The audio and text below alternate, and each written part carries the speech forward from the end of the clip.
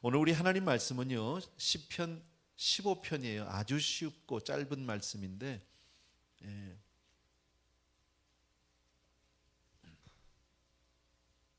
시편 15장 편 괜찮습니다. 1절에서 5절까지 우리 천천히 한 목소리로 한번 같이 읽고 싶습니다.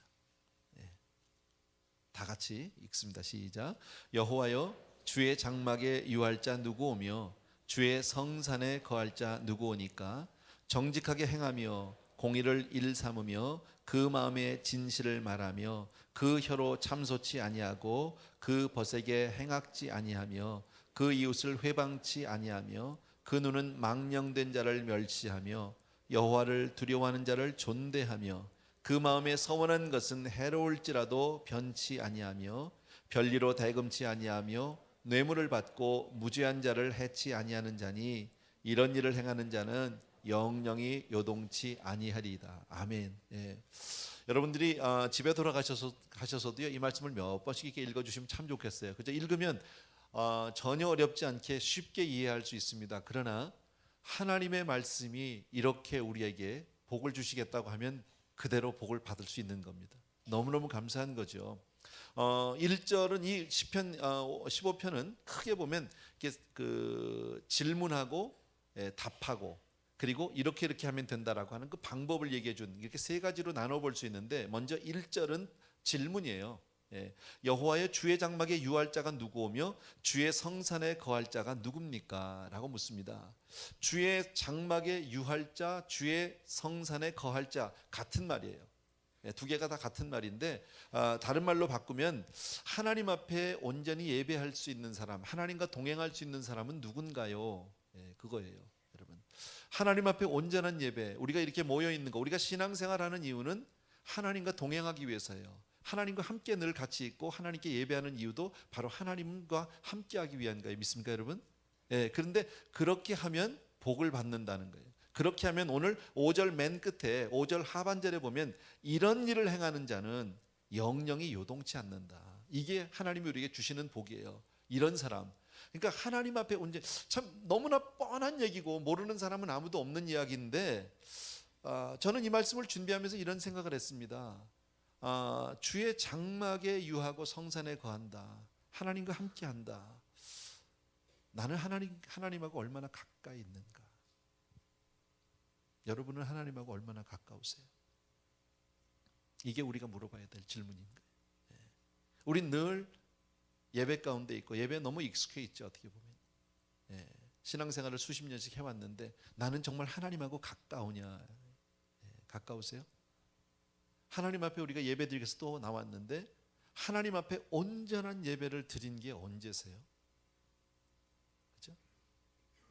우리가 이처럼 예배를 드리는 것 정말 하나님의 임재 가운데 나가기 위함인데 하나님의 임재 속에 들어간 것이 언제냐? 예배에 푹 빠져본 적이 언제세요? 무슨 말인지 알죠, 여러분요? 그냥 와서 앉아 있는 것을 얘기하는 게 아니죠. 예배 모든 순서를 내가 그저 다 이렇게 지나가듯이 다 했다, 이게 아니고 정말 그 예배 가운데 하나님의 임재 가운데로 푹 빠져본 적이 언제냐? 하나님의 임재를 경험한 것이 언제냐라는, 이것은 다 우리가 간절히 소원하는 바입니다. 수많은 예배를 통해서 정말 우리가 하나님의 임재를, 하나님의 정말 그 은혜를 온전히 체험하는 것이 그렇게 매번이면 얼마나 좋겠습니까만은 그렇지 못한 게 우리 현실이거든요. 근데 누가 그럴 수 있습니까? 라고 묻습니다. 하나님께. 누가 그런 은혜를 받을 수 있습니까? 너무 쉬운 말씀인데 그냥 보기는 참 쉬운데요. 그래서인지는 모르겠지만요, 최근 들어서 제가 설교 준비하면서 어젯밤같이 그렇게 산란한 밤이 없었어요. 이 말씀을 준비하고 묵상을 하고 준비를 하는데 그렇게 산란할 수가 없는 거예요. 뭔가 영적인 자꾸 방해를 받고 있다는 것을 내가 알 수 있었어요. 집중이 되질 않고 자꾸 내 마음이 갈라지고, 읽으면 또 성경 말씀을 또 본문을 읽어보고, 어렵지 않죠. 금방 읽으면서 다 이해가 될 수 있고, 문장 분석이라는 말은 좀 이상하지만 15편을 보면서 분석도 금방 되고, 아까 처음에 말씀드린 대로 질문하고 그 다음에 방법을 얘기해 주시고 답을 말씀 주시고, 너무 쉬운, 아주 심플하고 긴 내용도 아닌데, 그런데 이 말씀에 집중하기가 참 쉽지 않았다라는, 어쩌면 사단이 가장 싫어하는 게 바로 뭡니까? 우리가 예배 가운데로 들어가는 거. 하나님 앞에 온전한 예배를 드리는 것, 하나님이, 사단이 정말 싫어하는 것 같아요. 여러분, 우리는 인생이요, 하나님 앞에 예배만 잘 드리면 길이 열려요. 하나님의 복이 임할 수 있어요. 믿습니까 여러분? 예, 그래서 우리는 예배에 집중할 수 있어야 합니다. 예배를 정말 소중하게 여길 수 있어야 합니다. 그리고 하나님의 성전에 들어가고 하나님의 장막에 거하고 교회를 나가 다니는 걸로 만족하는 것이 아니라, 예배에 그저 한번 참석하는 것으로 만족한 게 아니라, 이 예배가 바로 여러분 한 분 한 분의 예배가 되길 주의 이름으로 축복합니다. 아멘. 자, 그러면 누가 이런 예배에 정말 이렇게 예배하고 이렇게 하나님과 동행할 수 있느냐? 그 방법이라는 말이 좀 이상하지만 2절부터 5절 그 상반절까지 크게 보면 두 가지로 얘기하고 있어요. 하나는 긍정적인 면이고 하나는 부정적인 면이에요. 이 두 가지가 마치 시편 1편을 보게 되면 복 있는 사람은 하고 시작하죠. 그런데 또 4절인가요? 거기 보면 악인은 그렇지 아니하며 라고 복 있는 사람과 악인을 대조해서 얘기합니다. 악인은, 복 있는 사람은 시냇가에 심은 나무가 시절을 쫓아 과실을 맺으며 라는데, 악인은 바람에 나는 겨와 같도다. 너무 대조적으로 얘기하고 있잖아요. 그런 말씀과 같이 오늘 이 15편에서도 복 있는 사람, 그러니까 다시 말해서 긍정적인 면이 있고 그렇지 못한 면, 부정적인 면, 이 두 가지를 다 우리에게 제시해주고 있는데, 긍정적인 것은 우리가 보면 쉽게 알 수 있는 정직하게 행하며 공의를 일삼으며 마음의 진실을 말하며 망령된 자를 멸시하며 여호와를 두려워하는 자를 존대하며 서원한 것은 반드시 갚아라. 뭐 이런 내용이에요. 그냥 읽으면 어찌 보면 도덕 윤리의 연장 정도 되는 말씀으로 우리가 이해할 수 있고, 부정적인 것은 참소하지 않는다, 비방하지 않는다, 이런 거죠. 슬렌더. 악하지 않고 회방치 않고, 그 다음에 별리로 다금치 않고, 뇌물을 받지 않고, 뭐 다 않고, 이런 건 적어도 안 해야 된다, 뭐 이런 내용의 말씀들이 나옵니다. 그러니까 하나님 앞에 온전한 예배를 드리기를 원하는 사람, 하나님의 임재 가운데 하나님과 동행하기를 정말 소원하는 사람은 선을 행하는 것은 물론이요, 악한 일은 담대하게 우리가 배제할 수 있어야 합니다. 밀어낼 수 있어야 합니다. 정말 용납하지 않을 수 있어야 합니다. 그런 사람에게 하나님이 예배자의 복을 주시고, 그렇게 예배하는 자가 영영이 요동치 않는, 영영이 든든히 설 수 있는 그러한 은혜를 주시는 줄로 믿습니다. 자, 오늘 이 말씀을 저는 네 가지로 정리를 해봤습니다. 요것만 여러분이 기억해 주시면 됩니다. 첫 번째, 너무 쉽습니다. 하나님 앞에 어떤 사람이 예배할 수 있고 어떤 사람이, 어떤 그 예배하는 자가 어떤 이런 복을 받으려면 어떻게 해야 되냐? 첫 번째, 하나님 앞에 쓰임 받기 위해서는 무엇보다도 먼저 정직해야 된다. 여기서 말하는 정직은 꼭 도덕적인 정직에 한정되어 있지는 않아요. 여러분, 성경이 말하는 정직입니다. 다른 말로 하면 진실하다고도 얘기할 수 있습니다. 거짓이 없다고 얘기할 수 있습니다. 왜? 하나님은 거짓을 싫어하시니까. 우리가 하나님 앞에 나올 때 정말 이 거짓이나 가식은 안 되는 거예요. 속은 아닌데 겉으로는 그런 척, 거룩한 척, 경건한 척, 이거는 안 되는 거예요. 왜? 하나님은 나를 아시니까. 나는 정말 은혜가 없는 사람인데 은혜가 있는 척 안 된다. 기도를 안 하는 사람인데 기도를 많이 하는 척 안 된다는 거죠. 평상시의 삶은 내가 그렇게 거룩한 삶을 살고 있지 않은데 마치 경건한 척, 하나님이 그런 사람을 받아주실까요? 그렇지 않다는, 있는 모습 그대로 나와달라고 얘기하는 겁니다. 하나님은 언제나 있는 대로 진실하게 고백하는 자를 기뻐하시는 줄로 믿습니다. 그리고 고백하면서 정말 나의 부족을 깨닫고 나의 연약을 깨닫고 나의 더러움과 나의 타락함과 죄악성을 깨닫고 나서 하나님 앞에 회개하는 사람, 하나님 앞에 매달려 간구하고 고백하는 사람, 하나님은 그런 자에게 은혜를 베풀어 주시는 줄로 믿습니다. 여러분, 세상은요 다 타락했어요. 세상이 얼마나 악한지 우리가 뭐 일로 말하지 않아도 너무너무 잘 압니다. 정말 이렇게 세속화된 이 시대에 하나님은 저와 여러분이 하나님의 사람으로, 정직한 사람으로 서게 되기를 원하는 줄로 믿습니다. 자, 그런데 여기서 정직이라는 이 단어는 창세기에 보게 되면 6장에 노아의 이야기가 납니다. 노아 할아버지가. 근데 그 창세기에 뭐라고 되어 있냐면, 당시에 노아는 완전한 자더라. 그 완전한 자와 여기서 정직이 같은 말입니다. 그 창세기에서 말하는 완전한 자는 perfection을 얘기하는 건 아닙니다. 완벽한 그걸 얘기하는 게 아닙니다. 노아에겐 죄가 없었다, 그 얘기가 하는 거 아닙니다. 굳이 말을 바꾸자면 흠이 없었다. 영어로 보면 우리 blame이라는 단어 알죠? blame. 근데 이 단어가 blameless예요. blameless. 정직하다는 게 뭐예요? blameless. 근데 그 말이 지금 오늘 보니까 여호와 주여, 주의 장막에 유할 자가, 주의 성산에 거할 자가, 하나님께 온전한 예배를 드릴 자가 누굽니까? 그랬더니 첫 번째가 하나님 여호와 앞에 정직한 자다. 자, 여호와 앞에 정직한 게 다른 말로 뭐라고 그랬어요? blameless라고 그랬잖아요. 그죠? 흠이 없는 완전한, 창세기로 말하면. 자, 그러니까 노아는 하나님 앞에 완전한 자라. 그 당시에 완전한 자다. 블레임이 없었던 사람이다. 그러면 그 다음에 뭐가 나와야 되는 겁니까? 노아는요. 그죠? 오늘 하나님 앞에 누가 온전한 예배를 드릴 수 있나요? 누가 하나님과 동행할 수 있나요? 그랬더니 여호와 앞에 정직하다고 제일 먼저 우리에게 가르쳐 주셨는데, 그럼 노아가 그런 사람이라고 얘기했잖아요. 그러니까 성경에 그 다음 나오는 말이 뭐냐면, 창세기에 노아는 당세의 완전한 자더라. 그리고 나서 나온 게 바로 뭐냐면, 그가 하나님과 동행하더니. 창세기에 보면요, 그렇게 나와 있어요. 그 순서가 그런 거예요. 그런 사람에게 하나님이 함께 주신다라는 거예요. 그가 하나님과 동행하였음에. 여러분, 이처럼 하나님은 흠이 없는 사람. 여러분, 우리는 다 부족한 사람이거든. 우리는 다 죄 가운데 있는 사람이거든.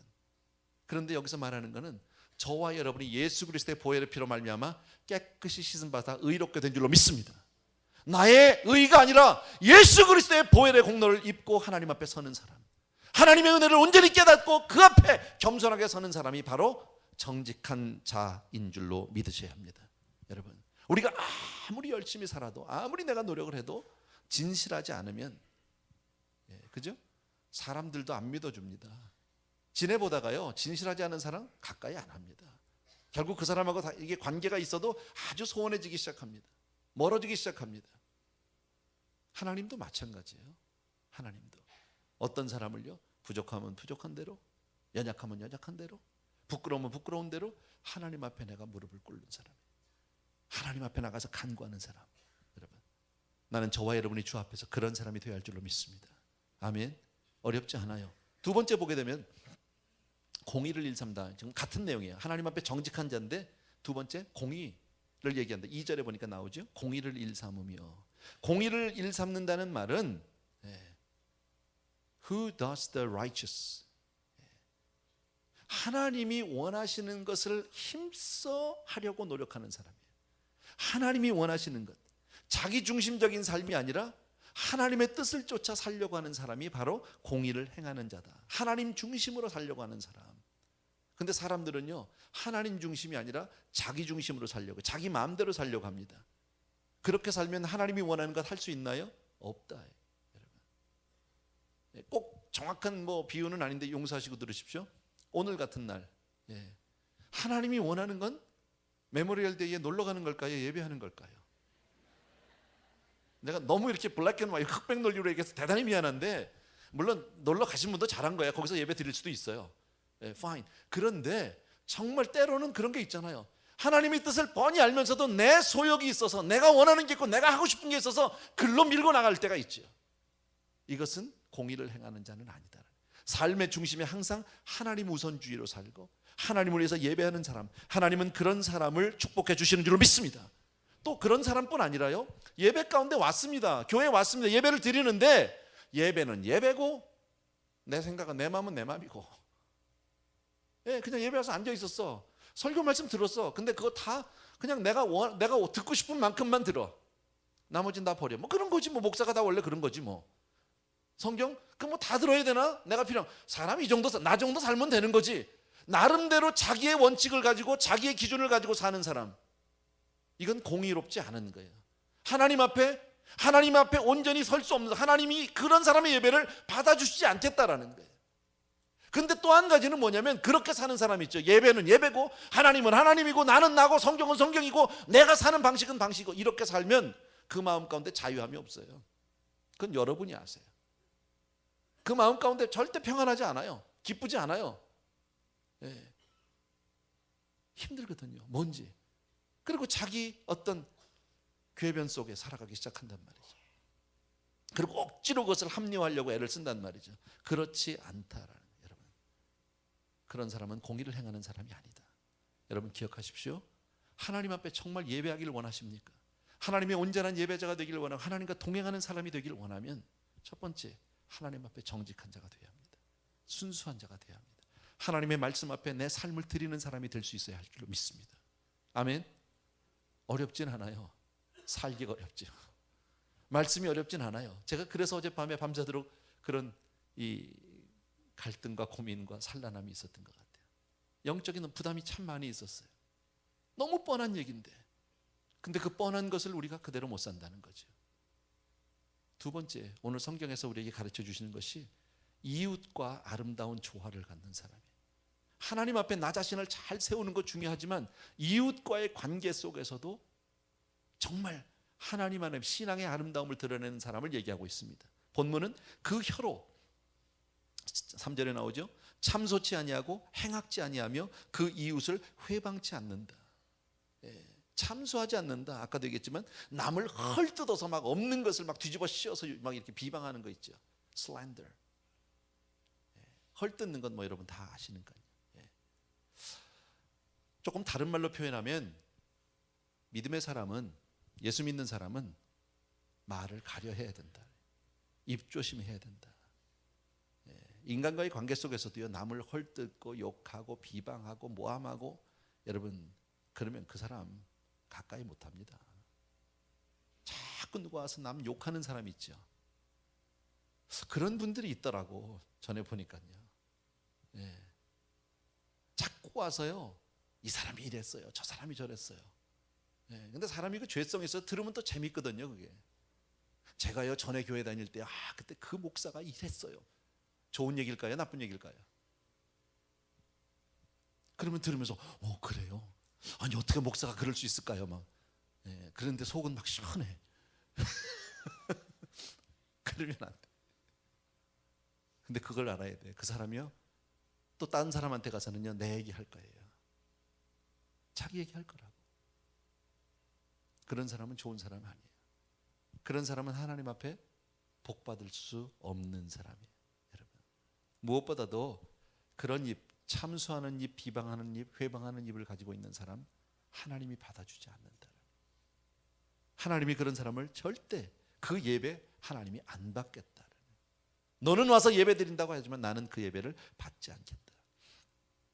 예수 믿는 저와 여러분은 그 누구를 만나도, 부모를 만나도, 형제를 만나도, 이웃을 만나고 친척을 만나도 남을 해롭게 하는 일에 우리가 서면 안 됩니다. 우리는 남을 세우는 일에, 살리는 일에, 여러분 생명은 하나님께 속한 것이고요, 사망은 마귀에게 속한 거예요. 참소하는 것은 사단의 18번이에요. 절대 그쪽으로 가면 안 돼요. 조금 다른 이야기인데 지난 수요일 날 우리 교회에 오셔서 간증하셨던 그 김종철 감독님 아세요? 장 집사님 아세요? 모르세요? 방송국에 오래 계셨다고 그러더라고요. 뭐 김종철 그 뭐 PD도 하셨고 뭐 작가였었다고 그러는 것 같아요. Anyway 오셔서 얘기하는데 말만 하시다가 이제 저하고 집회 전에 이제 저녁을 같이 먹으면서 제 마음 가운데 사실은 이제 성도님들한테 제가 제 이 속마음을 좀 털어놓으면 교회에 마땅한 그 사명은 선교하는 거잖아요. 전도하는 거잖아요. 복음을 땅 끝까지 전하는 일에 우리가 쓰임 받아야 되고, 나는 우리 성도님들을 그렇게 또 제가 드라이브를 해야 될 책임이 있고요, 의미가 있는데 다 좋은데 이 두 가지가 이게 저한테 답이 없어요. 그 중에 하나가 이스라엘이었었어요. 이스라엘 선교가 답이 안 나오는 거예요. 이게 선교도 하고 후원도 하고 선교사님들도 도와드리고 뭐 했어요. 근데 그렇게 좀 잘 모르겠어요, 솔직히 말씀드리면. 또 몇 년 전에 우리 성도님들 모시고 이스라엘 성지순례도 다녀왔잖아요. 근데 성지순례를 다녀오고 나서 나는 괜히 왔다가 제 솔직한 심정이었었어요. 왜냐하면 갔다 와서 내가 그 성지를 본 것도 중요하지만 그 땅에 사는 이스라엘 사람들을 내가 품고 와야 되는 거잖아요. 그들이 막 사랑스러워야 되는데 갔다 오고 나서 이스라엘 사람들이 너무 미운 거야. 오히려 팔레스타인 사람들이 더 정이 가고 불쌍해 보이고. 그러니 이스라엘 선교가 되냔 말이에요. 이게 하긴 해야 되는데, 성경 안에서 보면 분명히 해야 되는데 이스라엘 사람들 보면 막 징글징글한 거예요. 이스라엘 그 유태인들 특유의 그 있어요. 제가 뭐 잘 모르지만 긴 얘기를 제가 드릴 수가 없어서 그러는데, 어떤 그 유대인 선교사님을 우리가 이제 후원을 좀 하다가 어떤 연고로 인해서 후원을 중단할 수밖에 없는 일이 생겼어요. 뭐 우리의 문제는 아니었었어요. 그런 일이 있어서 저는 그냥 긴 얘기 하고 싶지 않고 덕을 세우고 싶어서 너무너무 감사하다, 그동안에 정말 수고 많았는데 그 선교사님이 이렇게 무슨 교단과의 문제에서 이렇게 좀 이런 일이 있어서 우리가 계속해서 선교 후원을 하기는 조금 어렵게 됐습니다. 양해해 주십시오. 또 하나님의 정말 어떤 뜻이 있겠죠. 그 가운데 이제 그 정도를 써서 그냥 어렴풋이 써서 저는 마무리를 하려고 편지를 써서 보냈습니다. 그분이 유태인이거든요. 편지를 답장이 왔는데요. 거의 송사 수준으로 답장이 왔어요. 수하듯이 한 8장 정도를 쳐가지고요. 쪼목쪼목 따진다. 야, 내가 그걸 보고 이분이 유태인이 맞구나 내가. 그게 유태인 나름대로 어떤 그 특유한 성격이 있는 것 같아요. 유대인을 제가 욕하고 싶은 마음은 없어요. 정말 그런 건 아니고 우리가 그 이스라엘을 위해서 선교해야 되잖아요. 이스라엘 갔을 때 너무 돈 앞에 돈만 보이면 해 하고 돈 딱 없어지면요 금방 욕하고. 제가 제일 화가 났던 게 언제냐면 우리 성도님들하고 그때 가가지고 갈릴리 호수에서 선상에서 성찬식을 하기로 했었어요. 이거 엄청난 사건이잖아. 그 갈릴리 호수, 우리는 정말 주님이 늘 건너다니시던 그 배 거기잖아요. 그죠? 베드로의 배를 띄워놓고 거기서 막 설교를 하시고 막 베드로가 거기서 뒤집어지고 생각만 해도 뭐 기가 막히죠. 근데 그 갈릴리 호수에서 배를 타고 성찬식을 해. 야, 이거 보통 감동이 아니에요. 어떻게 평생에 그런 일이 어떻게 있을 수 있겠어요? 너무너무 좋았습니다. 그래가지고 막 차를 타고 저녁 낮쯤 됐어요. 껌껌한데 어둑할 때. 그래서 막 갔는데 이제 우리는 어느 배인지도 모르고 어디로 가야 되는지 모르니까 앞에서 이제 우리를 가이드한 사람이 이제 쭉 가는데 막 저만큼 한참을 우리 성도님들 한 5-60명이 쭉 걸어가는데 저쪽에서 막 손을 흔들면서 막 오라고 막 이러는데 가이드 하신 분이 뭐 저거 배 아닌 것 같다고 다른 배 같다고 그래서 계속 지나갔습니다. 그 배를 탁 지나가는 순간에 바로 내 머리 뒤에서 뭐가 들렸냐면 F워드가 그냥 나오는 거예요. 설교 때 이런 얘기해서 미안한데 F워드가 그냥 나오면서 코리안이야. 이게 뚜껑이 좀 열리려고 그러더라고요. 제가 아니 뭐 우리가 잘못한 게 없잖아요. 그냥 지나간 건데. 근데 지나가서 조금 지나가다 보니까 가이드가 잘못해서 아까 그 배가 맞아. 그래서 우리가 돌아갔어. 다시 그 배로 다시 쫙 해서 우리는 이제 끌려가는 거죠. 쫓아만 가는 거죠. 이렇게 갔는데 그 배로 딱 들어가니까 언제 그랬냐는 듯이 금방 웃으면서 배 타자마자 한국 복음성가를 틀어서 뭐 돌겠더라고요. 나는 성찬이 정말 그날 성찬이 전혀 은혜 안 됐어요.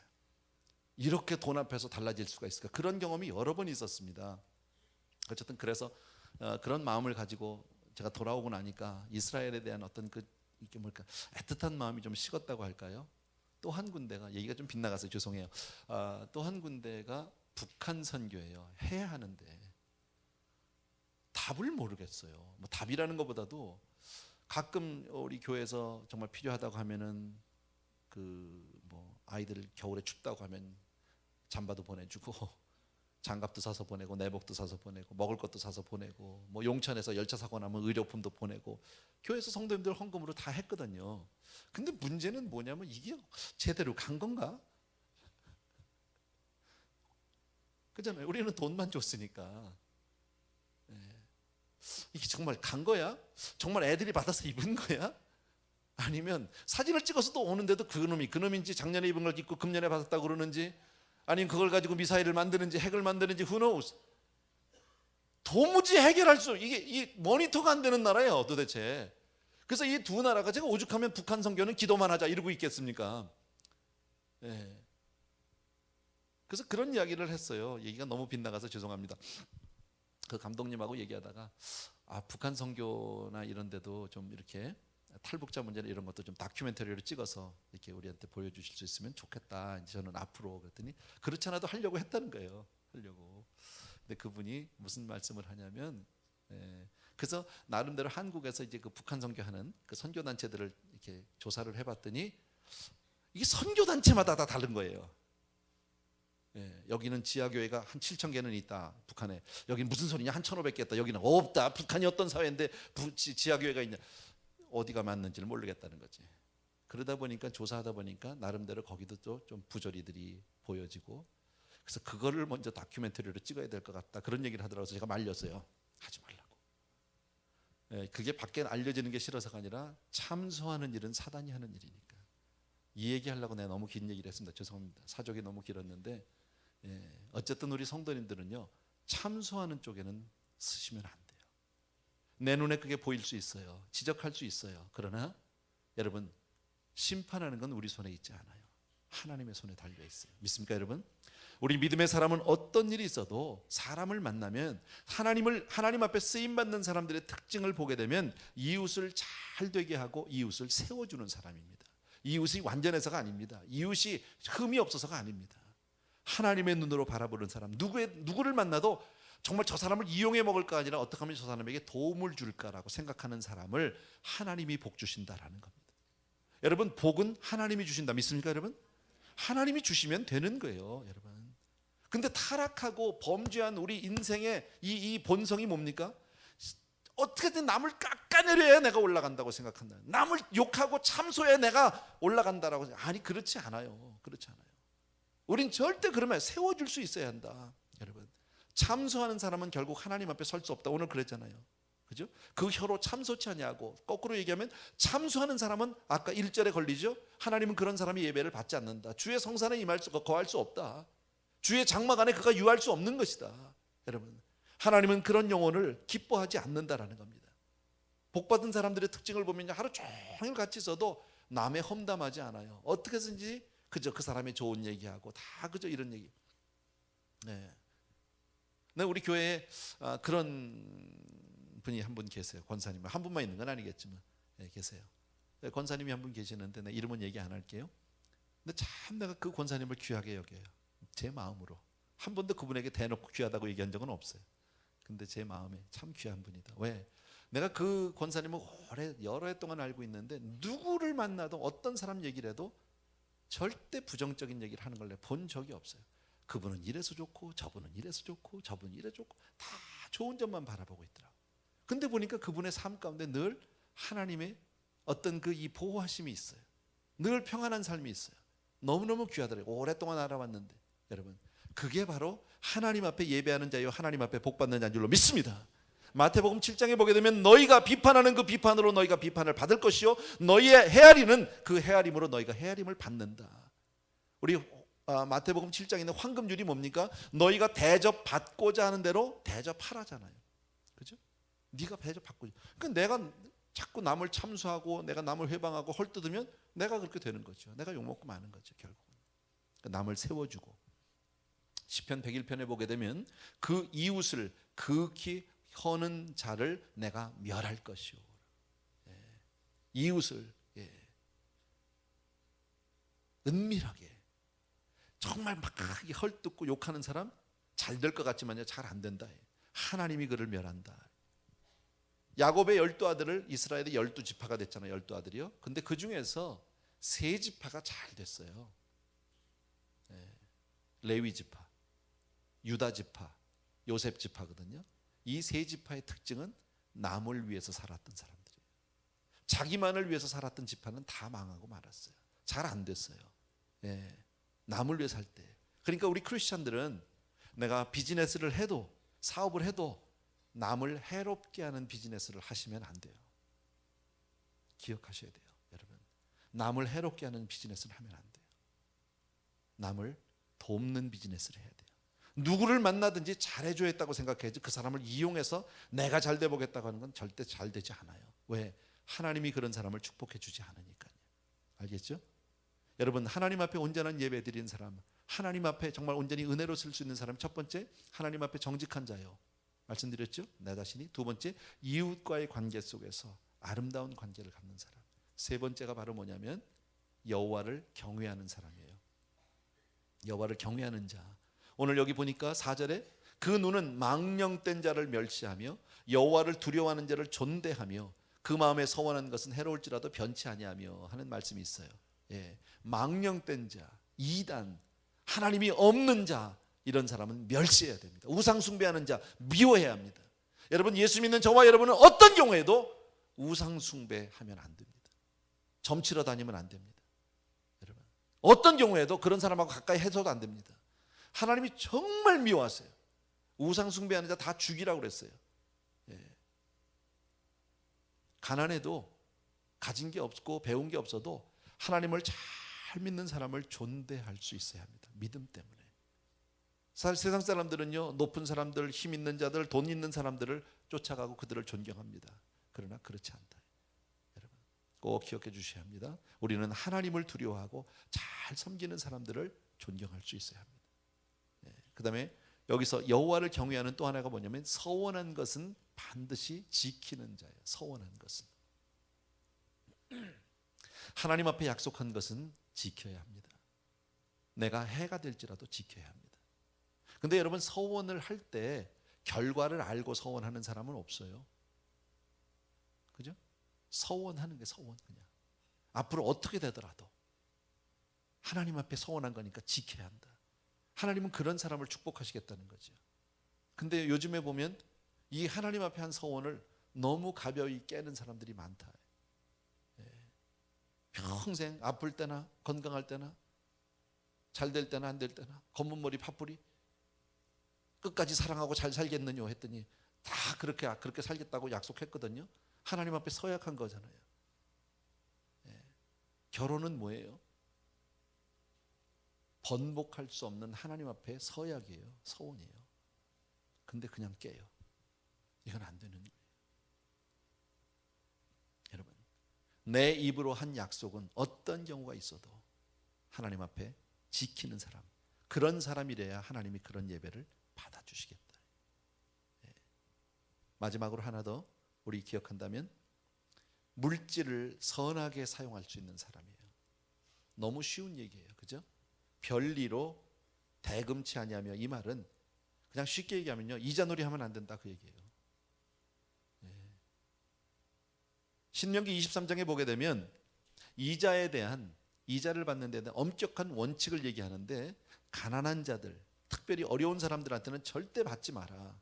어떤 경우에도 받지 마라. 그 대신 이방인들에게는 이자를 받아도 좋으나, 그러나 그것도 어려운 사람에게는 받지 마라, 이렇게 되어 있습니다. 그러나 이런 원칙을 네가 잘 지키면 내 손에서 하는 일을 내가 축복하겠다고 하나님이 약속해 주셨어요.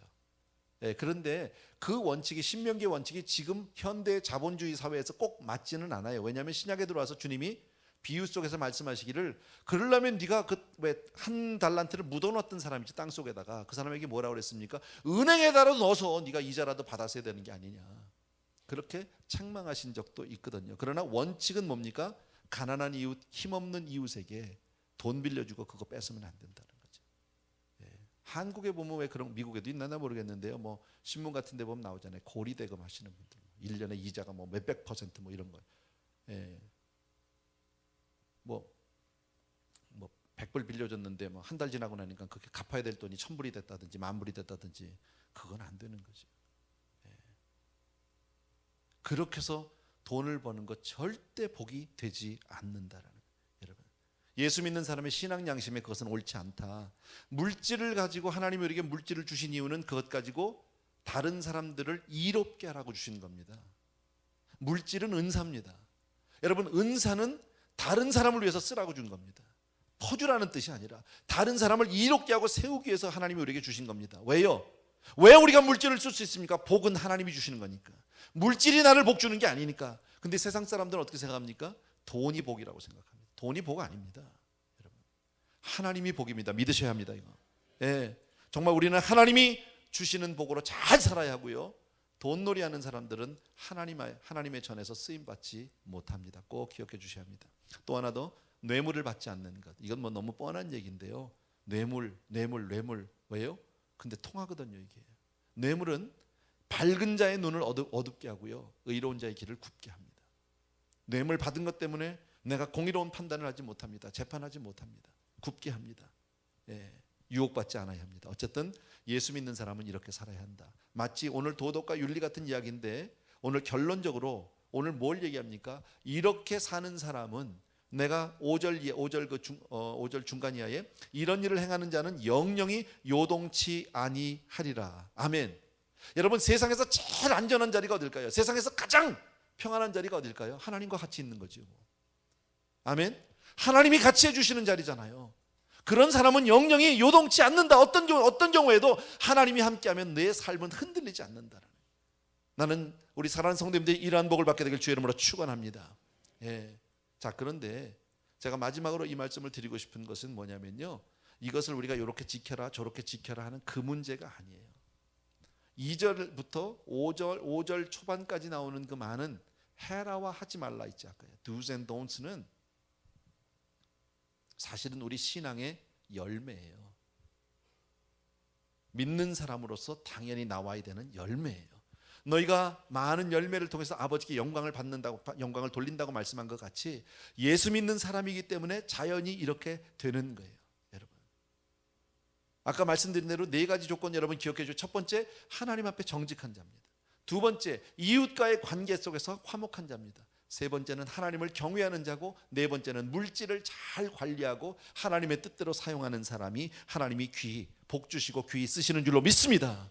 그래서 결론적으로 말씀드리면, 우리가 신앙은 우리가 무엇을 얼마나 어떻게 하느냐의 문제가 아닙니다. 내가 어떤 사람이 되어야 하느냐의 문제입니다. to do의 문제가 아니라 to be의 문제입니다.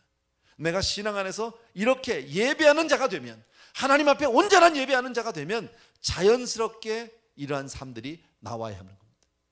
아멘입니까 여러분? 그래서 내 삶을 비춰보시라는 거예요. 우리 삶을 비춰보면 사실 여기 한두 가지 안 걸리는 사람이 누가 있겠습니까? 많은요. 그래서 그 말씀을 놓고 내가 또 한 번, 왜? 이런 일 때문에 내가 하나님 앞에 막히니까, 물질 몇 분 때문에 하나님과 나의 관계가 부서지니까, 이웃과의 관계 때문에 서로 간에 감정이 나서 서로 비방하고 욕을 하다 보니까 그게 문제가 아니라 하나님과 나와의 관계가 막히니까. 부부싸움 할 수 있죠. 근데 부부싸움 하고 나면 기도 되든가요? 안 되잖아요. 하나님과의 관계를 놓칠 수 없기 때문에 내 입으로는 남을 축복하고 세우는 일로 나갈 수밖에 없는 사람이 바로 크리스천인 거예요. 이 세상 그 무엇보다도 하나님과의 관계를 귀하게 여기는 사람, 바로 그 사람이 하나님의 성산에 유할 자요 하나님의 장막에 거할 자라고 오늘 성경은 말씀하고, 이런 자는 영영이 요동치 않는 복을 주시겠다고 약속합니다. 나는 우리 사랑하는 성도님들이 이러한 복을 받게 되길 주의 이름으로 축원합니다. 정말 예배 통해서 하나님의 복을 받는 귀한 성도님 되기 다시 한번 주의 이름으로 축복합니다. 기도하겠습니다. 참 고마우신 아버지, 오늘도 우리 사랑하는 성도님들의 삶 가운데 하나님 정말 주님의 은혜를 따라, 주님의 말씀을 따라 살 수 있는 은혜 주신 것 진심으로 감사하고, 오늘 주신 말씀을 가슴에 잘 새기겠습니다. 그리고 믿음의 사람으로, 은혜의 사람으로, 예배의 사람으로 하나님 앞에 늘 서는 우리 성도님들 다 될 수 있도록 축복하여 주옵소서. 오늘도 예배를 위하여 아름다운 예물들을 준비하고 하나님 앞에 귀한 예물들을 통해서 내 삶을 보고하고 내 사랑을 고백하고 나의 간구와 소원을, 나의 모든 삶을 주께로 올려드리는 귀한 성도님들이 이곳에 있습니다. 주여 받으시옵소서. 그리고 우리 사랑하는 성도님들 두 손으로 축복하여 주셔서 정말 온전한 예배 가운데 하나님과의 늘 임재를 떠나지 않는 복된 사람들 다 될 수 있도록 축복하여 주시옵소서. 이제는 우리 주 예수 그리스도의 은혜와 하나님 아버지 그 무한하신 그 사랑하심과 성령님의 함께해 주신 놀라운 은총이 이 자리에 있는 모든 사랑하는 성도님들 위해 이제로부터 영원토록 함께 계실지어다. 아멘.